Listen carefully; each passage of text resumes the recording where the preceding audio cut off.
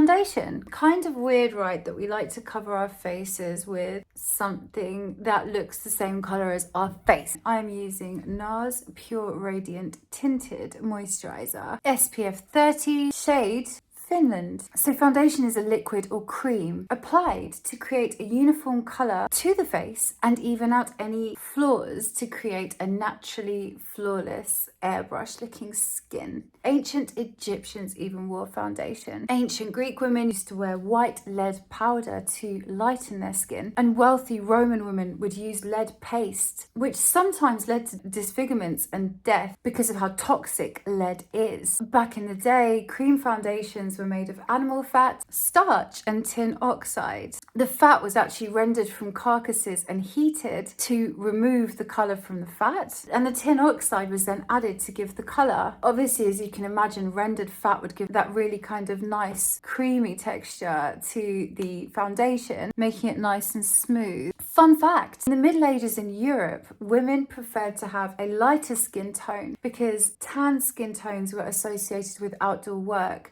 and therefore paler skin tones were associated with being more sedentary in the house and therefore associated with affluence. If you weren't tanned, you weren't working outside, and therefore you were rich. Do subscribe if you're enjoying the content. So funny that people used to want to make themselves more pale back then, which contrasts very much to the kind of fake tan, sun-kissed look that we sport today. Women would go to all sorts of lengths to attempt that paler complexion. As I've mentioned, they'd wear lead paint on their faces, especially in the Elizabethan era, where stark white faces were particularly popular. And to achieve this look, the women would wear a lethal mixture of vinegar and white lead. Many women and men died from wearing lead-based makeup back in those days. In the 18th century, Louis XV made it really popular for men to wear lead-based white makeup. You've all seen those pictures of him dressed up as a poodle, and theatrical actors were an extremely heavy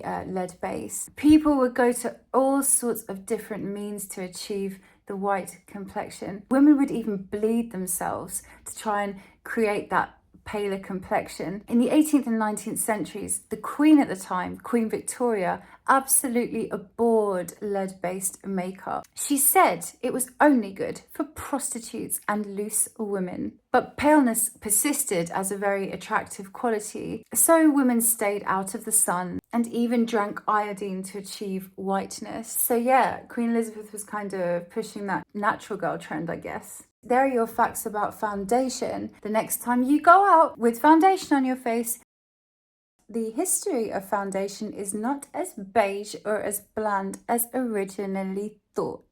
Hope you enjoyed.